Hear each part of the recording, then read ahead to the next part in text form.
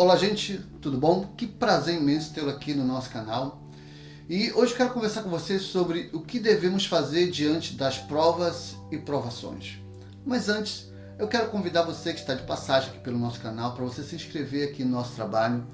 Nós temos uma playlist muito variada de assuntos muito interessantes que vão ajudar você na edificação, no amadurecimento da sua vida espiritual, ok?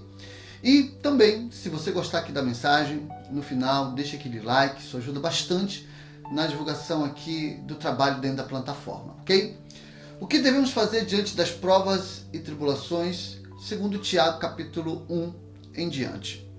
Bom, é inevitável que cada um de nós venhamos passar por situações complexas e difíceis.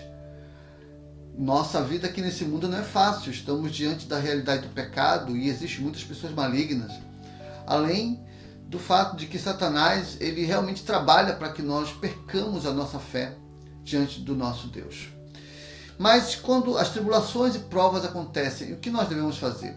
No versos 2 diz que nós devemos nos alegrar diante das provações, tendo isso como uma oportunidade de nos sentirmos agraciados pela oportunidade desse momento. Parece coisa de louco, né? Se alegrar pelas dificuldades. Mas aquele que serve a Deus, aquele que reconhece o Deus Todo-Poderoso como aquele que o guia, isso é maravilhoso, porque o conselho dele é muito apropriado, porque até mesmo a ciência lá de fora afirma que não podemos perder nossa alegria, nossa motivação, não podemos nos deixar desanimar pelas realidades da vida, porque isso faz mal para nós. Porque a falta de alegria diante das tribulações faz com que a nossa vida fique amarga. Isso pode gerar muitas doenças. Olha só, há milhares de anos atrás, a palavra de Deus já nos recomendava ter alegria diante das diversas situações da nossa vida.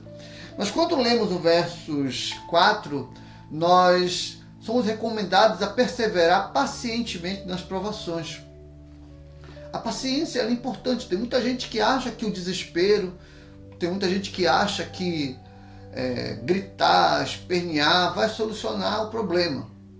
Querido, nós temos que ter fé diante da realidade de provação e luta. Se você quer gritar com fé, tudo bem, mas que seja com fé. Ou se você quer orar com fé, que ore com fé. Mas diante de mão, você tem que ter paciência, não se fique angustiado. Tem gente que fica angustiado, triste, chorando, não aguenta esperar passar por aquele momento. Deserto tem começo e fim. As lutas têm um começo e têm um fim.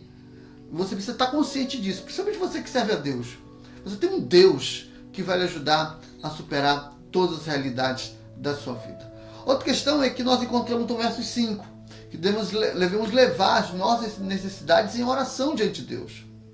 Tem gente que está passando por lutas, mas não está orando, não está clamando, não está buscando.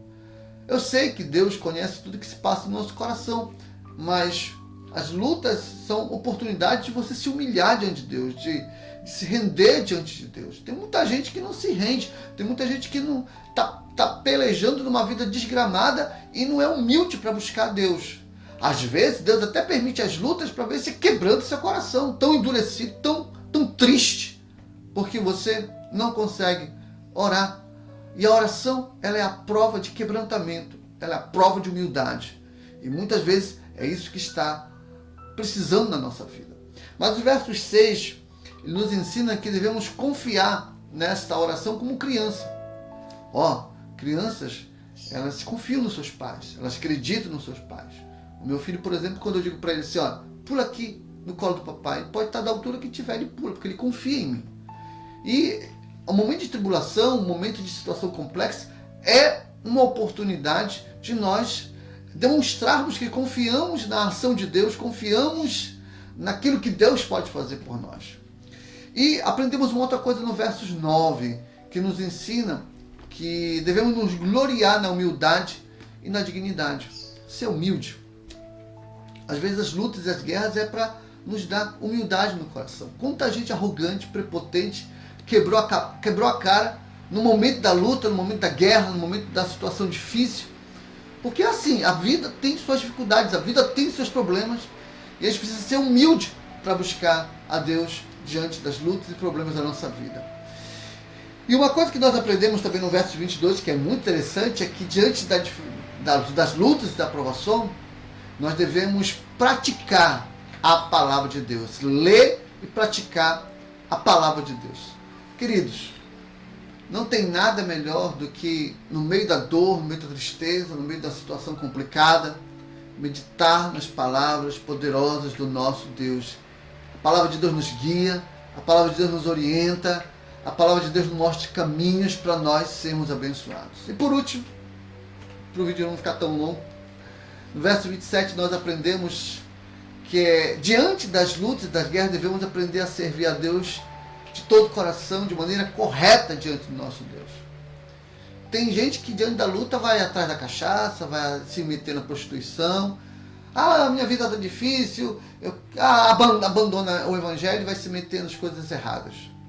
Diante das lutas, diante dos problemas, aí que você deve servir a Deus. Peça para ser um diácono, peça para liderar uma célula, peça para estar no trabalho de louvor, sabe, se jogue diante dos trabalhos da presença de Deus. Isso nos ajuda, sabe, é uma terapia. Olha só como desde muitos anos já se falava de terapia. Hoje, né, se usa outros termos e tal, mas já é uma maneira terapêutica de você também tirar um pouco a cabeça dos problemas. Quando você está pregando a palavra de Deus numa célula, quando você está louvando a Deus do coral, quando você está envolvido em uma atividade dentro da igreja que ajuda outras pessoas, isso faz um bem enorme para você, mesmo passando por lutas tão difíceis. Então, essas são as atitudes que devemos ter diante das provas e provações das nossas vidas. Ok? Essa palavra fica guardada no seu coração. Até a próxima. Que Deus abençoe você.